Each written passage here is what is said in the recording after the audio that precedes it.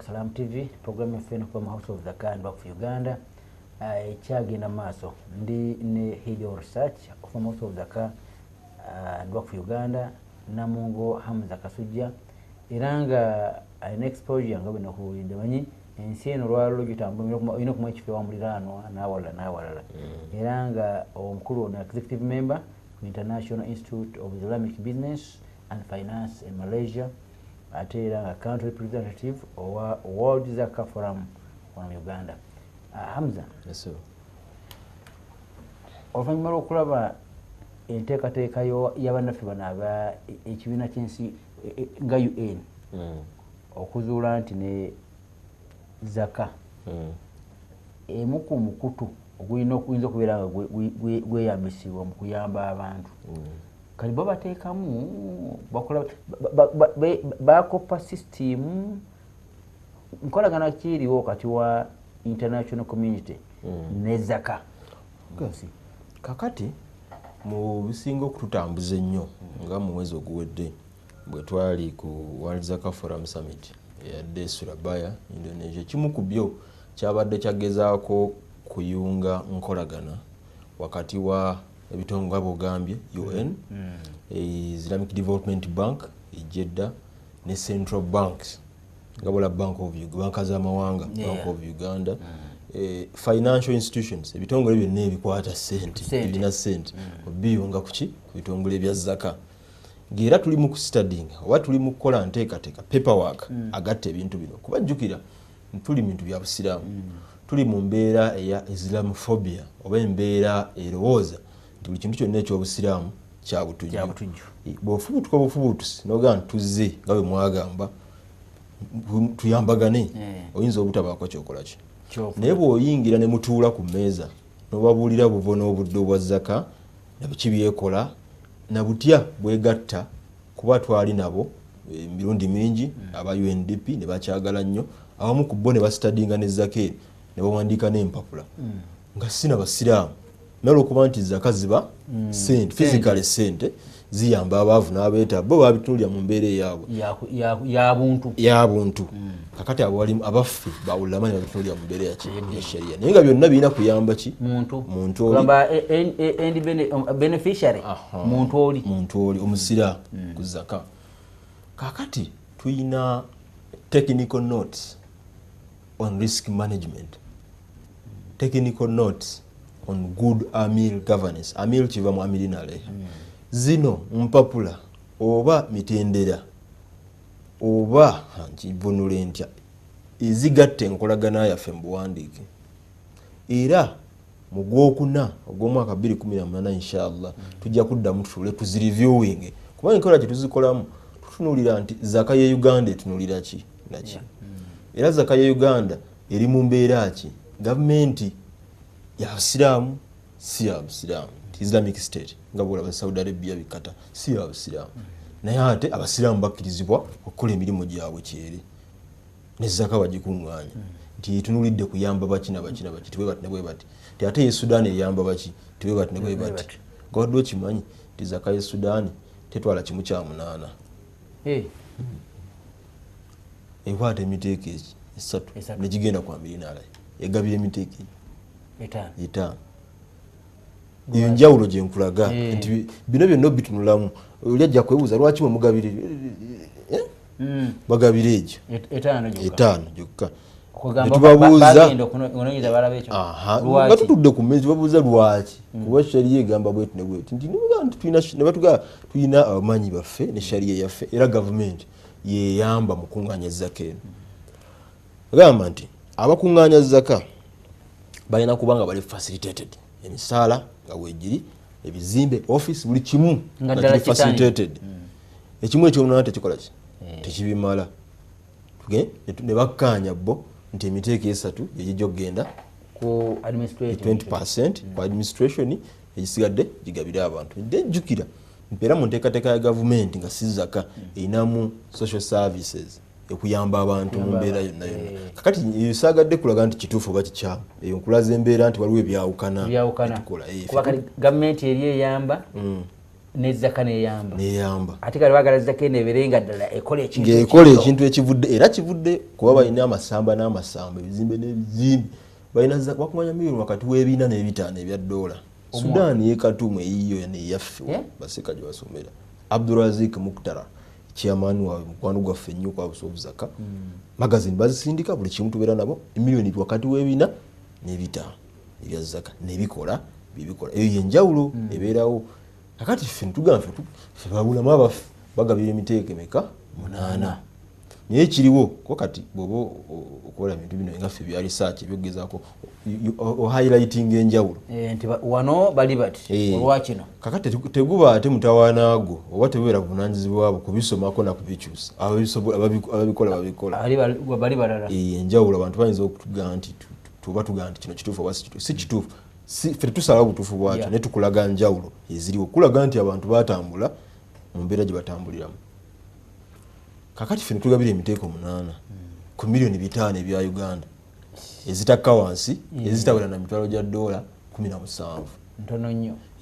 ku bantu abasiraamu abeetaavu kuba batugamba nti 50% kyenkana ku basiraamu abali mu ggwanga oba abantu bonna bali mu ggwanga be bali mu bwavu endala kubanga ne percentage ntono naye bwe bagamba report bwegamba eyaffe wano kati noba ku mitwalo gya dola 17 ogabira emiteeko 8 kyekituufu naye oli agabira giri. Kakati zi highlights zenjagala okulaga eziri mu zaka y'ensi yonna nga bwetambula nti abantu batambula abamu ne bateekamu bye bataddemu abalala ne bakola bwe bati so emisinde gyaki gyayiriiri. Kakati abasajja bano abakuŋŋaanya zaka ezo n'ebirala kiffe kyetuyigayo nga ffe kisookera ddala nti nga londa bakujja ssente mu bantu bazikuwe olina okuba nga weeteeseteese ng'okoze bagita distribution program ng'obaze nti guno omwaka gwe ngenda okucollectinga zaka ngenda kuyamba bano ne bano ne bano. Olina okusetinga target nti njala nyambe wano okuba nti oyagala ku end onola nti waliwo ebibala ebivuddemu tokyogga tibale mukuŋŋaanya zaka tuyamba abantu baffe abaavu n'abeetaavu muleete. First of all bozijjamu bantu bakola mu bitongole bya bbeeyi balina bizinesi ezaabwe. Omuntu agamba nti guno omwaka nina ba customers 3,000 ku factory yange ekola biscuits oba bya plastic njagala target yange kwongera ku ba customer bawere 15,000 oba nzisa price oba emiwendo gy'ebyentunda gye nkendeeza oba nyongeramu ku marketing ne target yange kwongera ku ba customer kuba gye bongera okweyongera okujja mu business n'okuleeta ssente bwe bayingiza nenkendeeza expenditure banenkendeeza byensasanyizaako ssente mba nkola amagoba eyo gye bayi target nti njagala kwongera ku kino oba si kyo omwaka guno nakoze milioni 10 amagoba ogujja njagala milioni 4.5 eyo gye bata target nga tonnaba kutandika oteekawo target kati ne bali bakola naffe nitugamba nga tunnaba kutandika gana tugenda kugabaza ka tulina okugamba nti tulina okukwata ku kino na kino na kino nga wala omwaka oguwedde twagamba nti enjala nnyingi mu ggwanga tugenda kutandika tulina okubako kye tukola okuliisa abantu bonna emmere nekolaki nefunika mu mwaka gwe tukuŋŋaanyizaamu so siga nti guweddeku kati mujje mwenna abayala bonna mujje eyo mbeera eba ya bulijjo kino kizzeewo kirina kukolerwako awo kati yenteekateeka eyo kuba zaka eno oba sadaka eno yaaba abeetaavu oba abaavu abasabye n'abatasabye kuba eriyo oluzungu kita modest enough omuntu kaganga okusaba kumukwasa ensonyi naye nga mwetaavu naye mukurani aya mweri la yasaluna nasa ilhafan kagamba muri abeerawo ng'ali mbuzi bune nga tayinza kujanaga nti bannange ndi bubi nga gwe oyinza okulaba nti gundi oyo yandeeta kuyambibwa kati gwe bw'ogamba tibeerere mujje kuŋŋaanya ngeragabira abaavu omwaka we guggwako n'oteekaawo n'otandika kwata omusajja ono n'amuwa anasobola okujja ayinza obutasobola olw'edizayini gy'otaddewo gy'ogabiramu kati ffe kyetukola kyetwakola omwaka guno kyetugenda n'okuddamu okwongeramu nti tugaba bano ne bavaawo ate netuteekawo n'enteekateeka egenda oba ekitimba kiringa ekisiba omuntu soundinga bubi tuteekawo enteekateeka ng'omuntu obwetaavu bwe bujja busangawo obuyambi. Yalina gabuge nti mbadde ntambula nzirabwe nti ne bwenti waliwo ekyaji muterekewo byonna kandi kiseera kino ekyobuzibu mukyaji tujjeyo netugabako omwaka bwe guggwako tugabye kyenkana ki tugabye bwekiti ne bwekiti mu gwokuna twagaba kino mu gw'omusanvu kino mu gw'omwenda kino mu gw'ekkumi kino ne December twagabye kino omwaka gwaffe gutambudde bwe guti kyova olaba nga n'abaana omwaka guli tetwalinamu baana bangi mu masomero balinga 5 musabbe twajja eddokolo bwe twajjawa katulina abaana 124 bali mu kusoma bawumudde bali mu December era January nga atandika tubayita ne tuba briefinga buwetegereze Sheikh abantu bakola zi wakfu oba bakola sadaka zaabwe nga baddiini ndala ne zibeerawo kumala ebbanga essaawa zino ojja kuli emakereraawo Mandela Fellowship waliwo Rockefeller Foundation n'ebirala abo abasajja baafadda naye baateekawo ne bagamba nti okubaako kye tukola mu nsi n'okukeepinga legacy oba obumanyifu bwaffe tulina kuyambako kwongera vali ku bantu n'aweerera abantu kati House of Zaka omwana gwetadde mu senior 1 paka senior 6 first year university IUIU oba Kampala University nemusomesa n'amalako n'afuna omulimu toyinza mugamba kuwaza kanga afunye omulimu naga nti mpa biki ebyo ddala kubanga amanyi naye Zaka yamutuusa waali kati enteekateeka Zaka engaba yaayo n'entambuza yaayo yayanjulukuse neegaziira ddala nga tulina kujjulula golo post zaffe bwe zibanga obadde oteba mu kagolo katono n'obugaziya golo nebangazi so kyekyo ekifaananyi House of Zaka and Work for Uganda mwetambuliza emirimu gyayo omwaka guno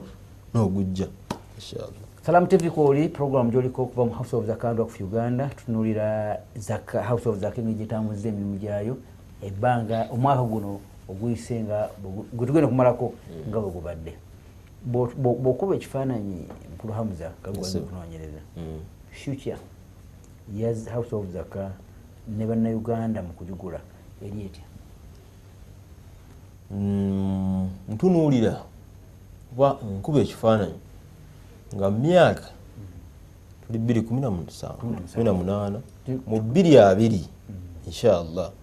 2020 gye myaka nga 2-3 okuva kati House of Zaka egenda kubanga emyandira gyayo tegikomye wano wokka kuba Eastern Central Africa okuva mu Central African Republic zinga Congo zinga wansi jangu Malawi waliwo Zaka okomewo Rwanda Burundi ona tewali kitongole kya Zaka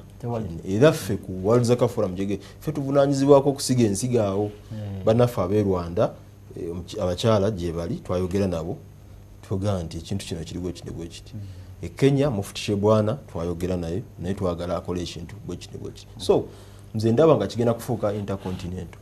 kuba wano wennyini essaawa zino we tuli Jinja ettabi gyeriri Mitiana ettabi gyeriri Iganga Luka district yonna tulinayo amasitowa ga wakfu Kyankwanzi district tulinayo okafu ikaza febbiri zakatuweebwa tulina ettaka kumpi Afrika mu Hoima town wakati tugenda kuteekawo office regional office naye nga ate ne office erinawo eri twagigulawo Hoimaawo twagenda embalala ate ekirungi nasanga Salam TV abantu babe bagirabira ddala program abazirabira ddala era tubeebaza nnyo embalala nayo tugenda kukola ki tugenda kuteekawo abantu baagala okuwa bino bye twogera bamu baabiraba dda gye batambudde naye nga tebalaba mugendo omutuufu gwe balina kukola ki kwekwatako so abantu bagulabye House of Zaka ne Zaka yennyini kuba ffe tusoga nti House of Zaka was Zaka kwa House of Zaka yes twagala ogiwe nitwagala tusoka ogitegeere oba obadde ogiwaawa yonna gy'obadde ogiwa twagala ate ogitegeere lwaki ogiwa ye goal esookera ddala kuba watagitegeera tajja kukola mpo byakibindi naye bw'anaawa akayinza okuwa omwaka guno oguddako n'atawa kubanga tiyabitegeera kakati kyekyo nze ndabye ddala nga myaka 3-5 okuva kati House of Zaka egenda kuba kitongole nga kigeze kigenda kwongerera ddala kisomesa abantu kigenda kugira ddala abantu mu bwavu obuyinike n'okugezaako okulaba nga ebimenyi bw'amateeka manyi ebintu bingi nnyo ebireetera ebintu ebirala nabadde nina omwami bamuyita Amoti si musiraamu atunga kyalaani wandege yaawo naye sheekh omusajja awuliriza par abeera ku Salamu TV simusi nemugana gundi gwe Soul TV gye ziri n'ebirala onansonyiwa byogera ku mpewo biri TV ndala zonna lwaki nanti abasiraamu bano boogera ensonga basomesa ekintu ndabira ddala nga kyogamba kyekyo kyennyini the real life. Kakati ne Zakeno abantu bagenda tandika okugiteeka mu kifaananyi kyennyini mu mbeera yaabwe ya bulijjo kyekiruubirirwa kyaffe nti zaka nga bwolaba omusolo gwa URA 30% income tax buli omu akimanyi nokiwa withholding tax 6% yagamba nti service provider wange omuntu ankolera ebintu byange ino mujjako 6% waliwo gino eja VAT 18%. Kugamba omuntu bwatakikola iba n'okwebaka teyeebaka kati nezaka buli musiraamu yenna ekiruubirirwa kya House of Zaka kyakwambaza muntu zaka ebeerenga part oba kitundu ku bulamu bwe obwa bulijjo nga teyeebaka nga tatereera okujjako nga amaze okulaba nti zaka agiwadde. Seeka nga tugenda okumaliriza njagala obulire abantu baffe abalaba Salamu TV zaka bagitwalewa era bakoze batya nga tumaliriza. Hamza si seeka kakati zaka eno bimu ku bintu ebibadde bigitawaanya abantu okuba nti tebagiwa mu mbeera gye balina kugiweeramu nti emiteeko oba amakubo mu bayitamu okugiweera gaali gafunze ne tuteekawo bank account buli muntu yenna alaba ku Tropical Bank wonna waali oba oli ku board oba oli mu Morocco oba oli luddawa genda buli ttabi w'ogirabira tuukawo babuuze House of Zaka and Waqf Uganda bank account bajja gikulaga bulungi obudde bugenze naye tujja kugiraba. Diamond Trust Bank amatabi mangi kumpi 30 mu ggwanga lyonna w'olirabira wonna tuukayo zako giteekeyo. Genda mu Cairo International Bank wonna wali wo mu kikubo owa ashauri yako wonnaawo sasula. Genda mu Pride Microfinance gundi eyo ngazi mu ggwanga lyonna wonna otuuka bagaye njagala kuwa zaka mu House of Zaka account mweziri sente zijja kujja. Kati ne bannaffe balina smartphone twabatera payment platform oba application akatona ko downloadinga nga bo downloadinga WhatsApp Yahoo nga bivudde mu simu yo bakayita Ogi Money ka downloading kajja kusaba email yo enamba y'essimu zaka gyosasula kasasula ebintu bingi nnyo nekirira ojja kulaba zaka ne sadaka ne wakaf obonga osobola bisasula bijje mu House of Zaka and Waqf Uganda. Enamba zaffe nga bulijjo 07556 559 ya Airtel Money direct erimanya ga House of Zaka ne 073 2 ya MTN esimu za fezo. Facebook House of Zaka and Waqf Uganda, like, ask, message byonna tujja receiving. Tuyanze mukadde waffe mukulu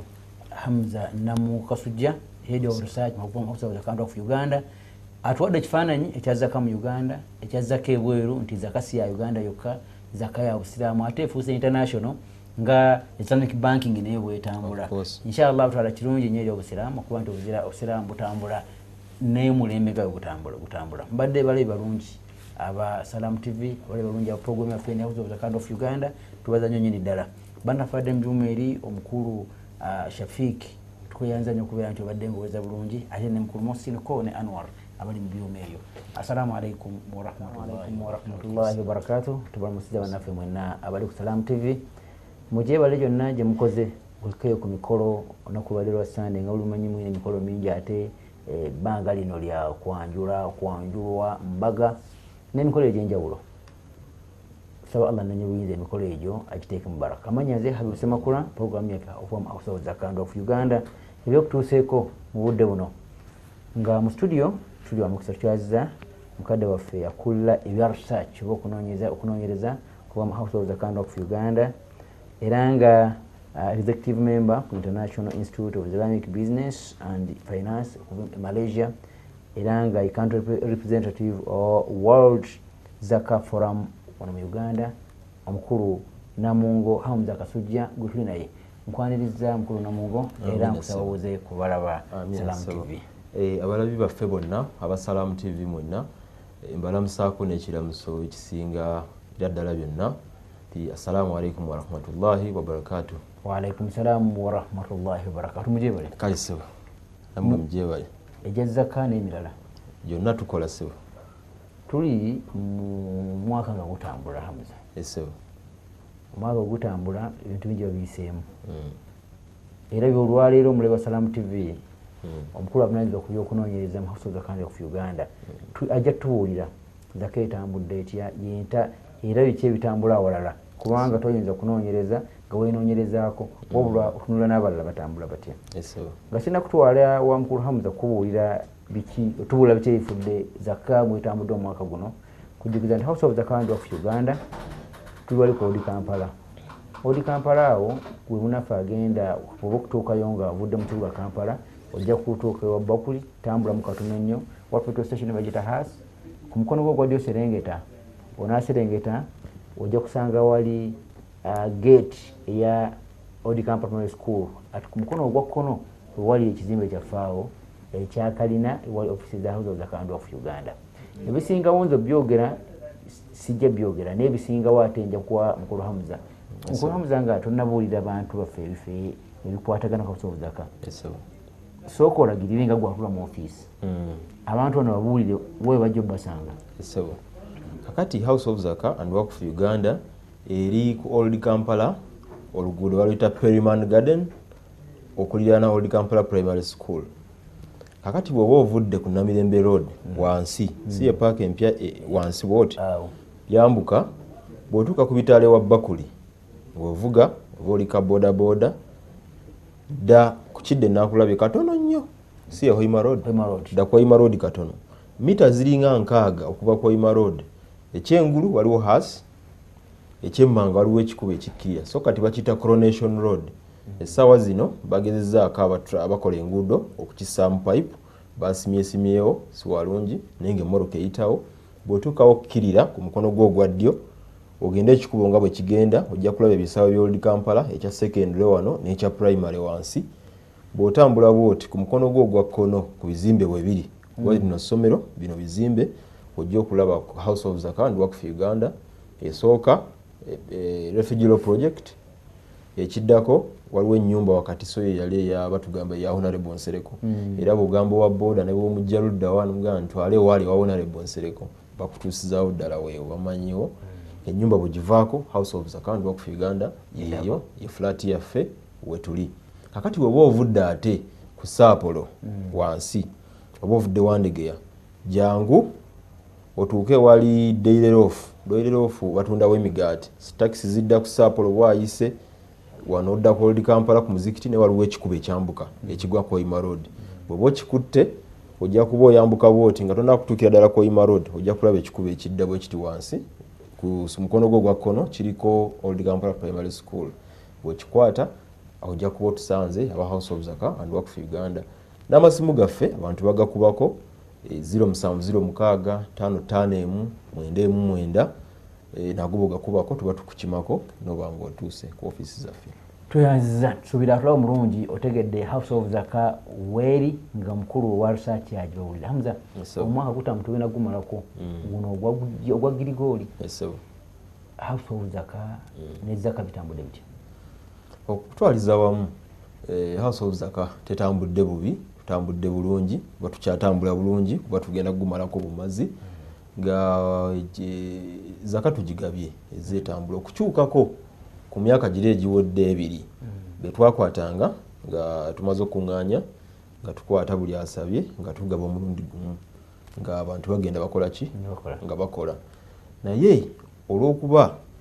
nti bannaffe abakadde baffe abatusomesa abashariya mu Zakka boodi yaffe yakizuula oluvannyuma nti Zakka ekigendererwa kyayo kujja mu bantu obwavu ate obwavu tobuvaamu mulundi gumu obuvaamu mitendera ate tobuvaamu wekka obaako n'abakubiriza n'abakuyambako. House of Zakka ffe bayambako era twezuula ntujja kubeera abakubiriza kuba ssente ffe tukola ki ffe tuziwa abantu. Kakati ne tukkaanya nti guno omwaka ogwaggwa 2016 miliyoni zaffe ze twagaba mwezi mumanyi obulungi 5 n'okusoba twagenda tugabira abantu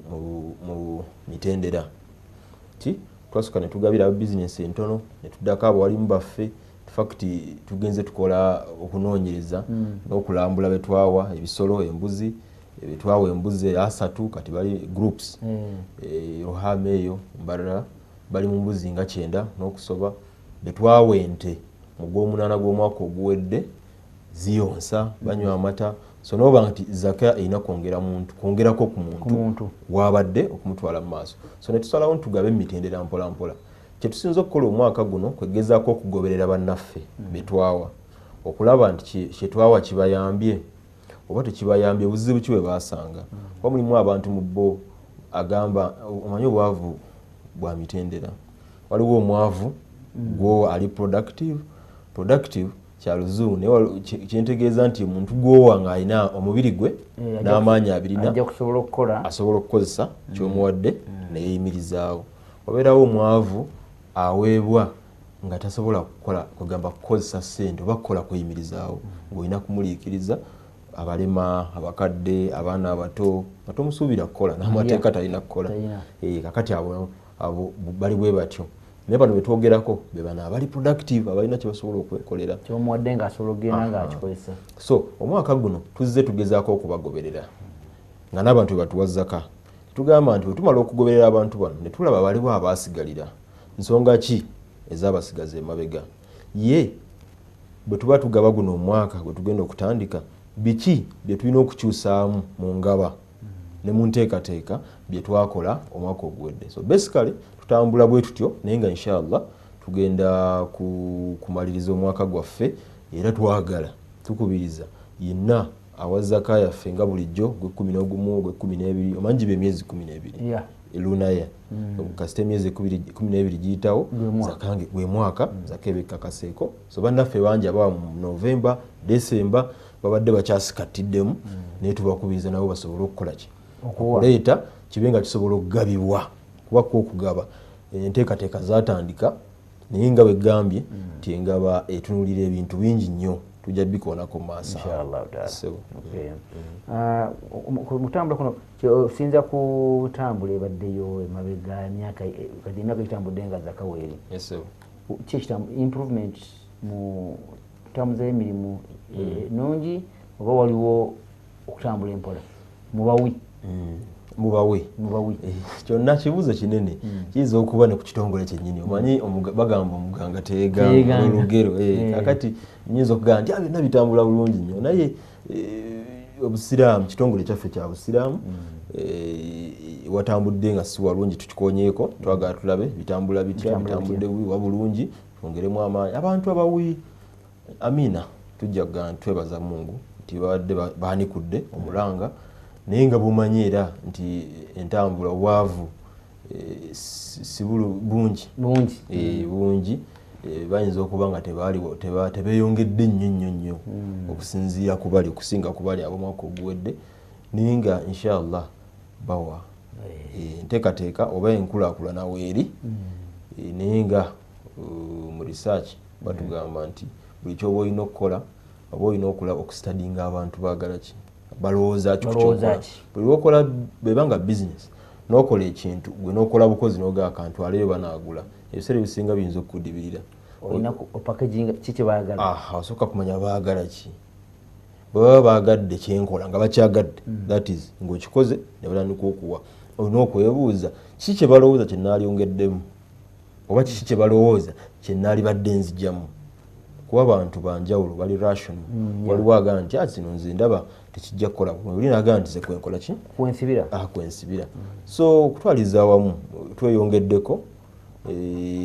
era tujja kweyongerako mpola mpola inshallah okusinza ku byetulaba wano amayinja g'olina oba obuweereza bw'olina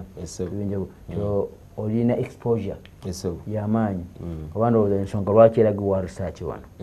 bw'otunula entambula yaffe wano mu Uganda mu House of Zaka n'awalala obicomparing otya kakati ekisookera ddala katusooke nkunnyonnyola lwaki nti enkolagana oba ku international level oba ku mutendera gw'ensi yonna zaka yatuukayo si House of Zaka naye zaka ng'empagi y'obusiraamu bwe tuddako emabega mu gy'olukumi yinza okuba 1990 around 2000 ekitongole ky'amawanga amagatte ekya United Nations kirina kati ensi 197 mukiwulira nnyo programu za nuclear wano ebiseera ebisinga mukiwulira nnyo kyateekateeka enteekateeka ya Millennium Development Goals. Eno yali nteekateeka namutayika yali eyimiridde ku myaka 15 ng'eggwako 2015 nga bagamba nti obwavu obuyinike hardcore poor obuyinike waliwo omwavu tugamba n'omwavu asusse enjala bino ebya environment byabwe ebyo saako obutasoma byonna birina okubanga myaka 15 biweddewo ng'omuntu asobola okusoma nga byalufumo mu byo ekyokulabirako kye mujja okusinga okumanya bye byaleeta UPE bonna basome mu nteekateeka yali yansi yonna naye 2015 bwe yatuuka ne babikubamu ttooki nga tebitambudde bulungi era mujja kukkiriza nti UPE etambula weeri naye ffenna tukkiriza nti yeetaaga waliwo ebyetaaga okukyusa ewonyeramu etambula naye ewonyeramu nga mu mbeera y'ensi bw'ebeera kaakati mu 2015 ne baleeta Sustainable Development Goals mu zino mu kuzireeta zisikire kiri beebuuza biki ebiganye kiri kyetwebuuza ku zaka kiki kyetweraga okukyusaamu biki ebiremazza kiri ebiyinza okutambuza kino ne bakizuula nti mulimu ebintu bingi ebyekusifu mu bantu oba mu buntu bye batatunuulira kuba bagamba nti ensi 197 zirina okubaako kyezireeta contribution okulaba nga UN gye mulaba eyo sente zekozesa naye bakunganya ku mutendera gwa ggwanga n'ebitongole ebirala ne bagamba naye kaakati waliwo ekintu kimu ekigatta abantu billions kye tutatunuulira kyekiriwa ti eddiini ebitongole by'eddiini era tujja kukkaanya abasiraamu tuli billion n'okusoba kuza mu ggwanga lyonna bw'ojja wano mu nsi yonna bw'ojja wano tuli more than 8 millions nga 8 tusukkamu kale tugendere wali bye batubalira ne bagamba nti ekintu kino tetwakitunuulira mu ddiini endala waliyo ekimu eky'ekkumi mu ddiini y'obusiraamu eno gye tutannaba kwetegereza bulungi kuba obimanyi ebyobusiraamu teralizimu biki tugamba ogenda okutuuka okwogera ebyo ebyekisiraamu nga balina bye batunuulidde naye bagamba nti ddiini eno ey'obusiraamu eyimirizaawo etya abantu baayo abantu nga basoma mu busiraamu omwavu mu busiraamu yadde weebuli naye ate omwavu ng'abaamu ne tugamba n'ensa ng'alina gy'addukira wa gy'addukira eyo mizikiti mu biki akimayo ki nti sadaka ne zaka kyeki nti mutemwa guba sente 2.5 ku buli 100 bw'oguwaayo gujja abantu mu bwavu obwetaavu mabanja fisabilillah oyinza okuteekamu okusoma n'okukola ki SDG ziri ze naggambe zino ze baleeta endala esookera ddala poverty alleviation kujja bantu mu bwavu zaka ekisookera ddala ekiddako ku ziri ez'abaali abasajja ba UN ey'okubiri egamba kujjawo enjala okubanga omuntu asobola okufuna ekyokulya zaka eyo omuteeko oguli gugamba obwetaavu oyinza okubanga njala ekyokusatu kirina ekigamba oba ekyokuna nti kulabanga okusoma si kwa bbeeyi nnyo nga buli muntu omuwala n'omulenzi asobola okusesinga oba okufuna okusoma zaka oyina fisabilillah bagamba nti ekintu kino kinene nnyo tuteraga okulaba nga tugezaako okukiraba kitambula kitya so zaka bwe tewetandika okujja okuba ne World Zaka Forum zolabye House of Zaka 2010 yajja 2010 okutandika ziri za 2015 zajja 2015 so zaka bwe tewetandika okukola ki okujja World Zaka Forum gye twogerako House of Zaka kweri nejjange ekwata ebintu ebyo kuba jjukira ensi eziriko Saudi Arabia, Indonesia, Malaysia, Brunei, Dar es Salaam, Qatar, Pakistan, South Africa, Nigeria, Uganda, ziri ensi nga 25 eziri ku forum eno oba olukiiko nsi nnene ezimu ku zo zaka yali yajja dda okutongozebwa mu ggwanga lyonna kati nga mu Saudi Arabia za mu 1955 eyo timusolo okugamba gavumenti erina okukola ki okukuŋŋaanya era yo bw'osubmitinga zaka emisolo gya gavumenti nga tekuli na zaka gy'olina kuwa sisitimu yaabwe tekola ki ate kutwala olina kubeeranga ne zaka genda e Malaysia abantu bangi nnyo basomye bakoze eki waliwo tabunga hajji wakufu zitambudde kuki mu nteekateeka ya busiraamu kakati bannaffe abaatusookayo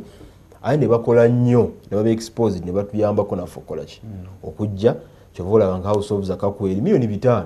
bw'obyogerera mu ddoola ne mu mukulembera gw'ensi yonna butini naye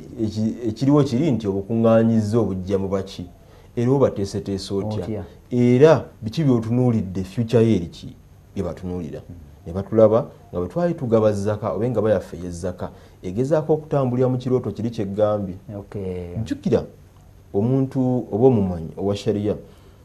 tekiva mu shariya kubeera tulina waliyo abamanyi ku World Zakah Forum abatunuulira maqasid shariya ebigendererwa bya shariya ku zaka byali badde biki omuntu okuwaayo zaka kuba okulwalika kwa shariya mu ntegeero ya bulijjo Mungu teyagenderera mwavu kubanga mwavu nnyo n'omugagga kubanga yasinga okuba nakyo kuba bwe kigamba nti ono alina atole ku kyalina akasente akatono bwe kati akawoono tekitegeeza nti ono atoolako agenda kumalawo kyonna yavuwale asigala atambula bulungi kubanga kitono nnyo 2.5% kitegeeza ku miliyoni weebe miliyoni 2 gibe emitwalo emeka 5 miliyoni emitwalo 5 ogijja ku miliyoni 2 oluvannyuma lw'emyezi 12 nga zolina tekirina kitono nnyo ku muntu owa bulijjo kuba alina miliyoni tugambe alina miliyoni 2 ojja kukwata miliyoni 5 obenga okola ki oziwaayo nga zaka bw'okiwaayo ne kidda ewoono naye abasobola okukozesa miliyoni 5 n'abaako watuuka ava ku leve eno gy'abaddeko n'adda ku leve endala kati bishe tolabangako abantu abajja mu Uganda mu kibuga nga yava mu kyalo mu 1988 naye nga talina yadde ne fuuti y'ettaka ng'atambuza ebigere okuva ekibuye oba mu baraka emakindi paka mu kibuga for 30 years naye nga yajja gyali okwabonaabona naye nga teri butaka bwa miliyoni 3 oba 4 kiraba tigwe otodde ku 2 n'otolako 5 bwe zijja zisobola okugulira omuntu wayinza okwegeka oluba jjukira abantu bano bazaala balina abaana balina abakyala bwamuzaala wazaala abaana ng'ali mu mbeera bwetyo emikisa mingi nnyo mu mbeera eya bulijjo nti ne gwazadde agenda kuba atambulira mu mbeera ki of poverty ejja kutambula bwetyo taata yali mwavu mwana mwavu ajja kuwasa mwavu paka kakati zaka bwekola ki bweyingirawo ng'ogigaba nti okukwata emitaiko 8 n'ogaa nti gigino nze mbawadde gwe kwata emitwalo 2 naye kwata emitwalo 12 era gwe ogenda kukola ki gwe nti kwata gwe 5 gugenda olye ogaa nti nze zaka njimaze okugigaba nga bwolina okugabibwa emitaiko 8 njiwadde ekyo kituufu emitaiko 8 gya shariya oba omaze okugigabira naye tekimala olina okugenderera n'olaba kyemuwadde kye kimusaanidde tulina hadithi emu gyomutera okutusomera gyempulira najagala nnyo nengezaako okuginoonyerezaako ng'emirimu gyaffe wegibeera ti waliwo omusajja oyo ogimanyi omusajja yajja nga mwavu wa Rasuulu naga nti kasiina kenkola ki kendese siina kyakukola siina kyakulya nambuuza nti kikyolina tisirina ekoleseeyo ki ozali aleseeyo enkutu ye n'ekyokwebikka ekyokweyalira oba kirago oba kikyali alina ekyobugagga ki yes ompa bulamu bwemba nkyamizza bwa siri muwalimu namuga abireete n'abireeta nzi okutegeera kwange kuŋŋamba nti auction eyasookera ddala mu nsi yonna nti ani agula bino nsuubira byali tebisobola naga nti obiguze obikozese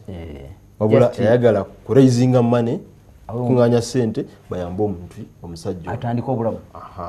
batugamba diryamu emu negula kino endala negula enkutu endala negula ekirago bwe yamala namugamba nti genda emu eno gigulemu ebyokulya oliisa abawakompabula jjukira eyokubiri namugamba nti genda ogulemu embazzi ogende mu kibira oteme enku ozitwale mu katale otandika okutunda mutugamba nti oluvannyuma omusajja yadda ng'enkwatunze n'akunakuna nga n'embeera ekoze eteredde kiki kyetuyigamu nze nga nze kyenajjamu nti mu mbeera yonna tolina kunyoomoola muntu mwetaavu wakulya wa basic needs omuntu akujjidde mu mbeera yonna ti abantu basaba kulya genda no olina okuwa priority oba olina okufaayo nnyo okulaba nga kuba singa teyamugamba nti ziguleemu ekyokulya olisa abeeka naawe olye ogule embazzi yo kosanga teyalifunye n'amaanyi gakolaki gagenda kutema miti naye aliddeko n'afuna amaanyi n'agatandika okukola. Abo be bantu abalwadde abalema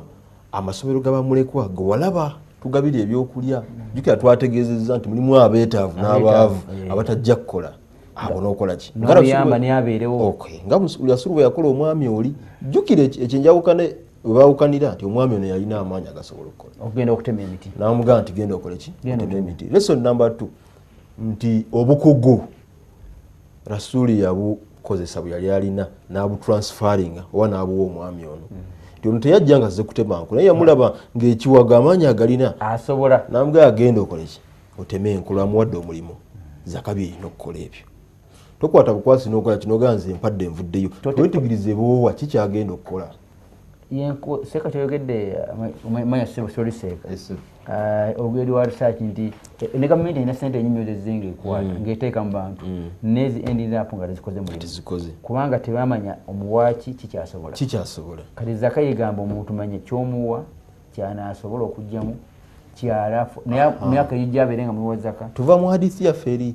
tugambye ekyokubiri transferring skills oba obukugu. Ono bw'ajjanga akusaba nti agala kusubula mmotoka naye nga n'okupangisa n'abaana tebasoma olw'okubala mukwano gwe mukaaga wegomba apangisa mmotoka muginidda osobola okutunda kino na kino na kino ekyessente bweziti ezitandikirwako wantandikiddeawo tandikira waki. Ekyokubiri okutransferring oba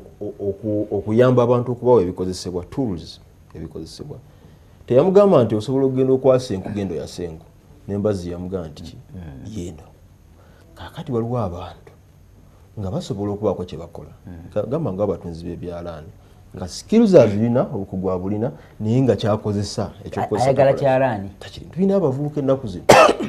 aba designinga bino ebintu byaffe magazini zaffe zino zemulaba bweziti graphics nga yeetaaga kompyuta ya million egi kuba kompyuta buli kimu ekirina yeetaaga amasannyalaze nakatebe. Kati omuntu bw'ati ayinza okumala emyaka ng'ena nga tafunye miliyoni emu egula ekyo.